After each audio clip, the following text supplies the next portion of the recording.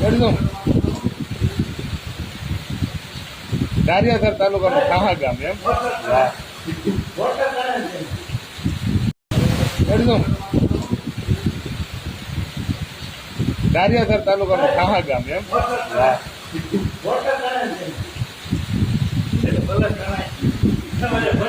કોની છે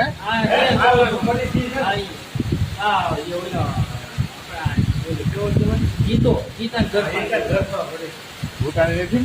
ને પેલા એ અંદર હવા હોય તો હું તમે બોલ્યો થોડ્યો જોવા અંદર હવા હોય તો હું તમે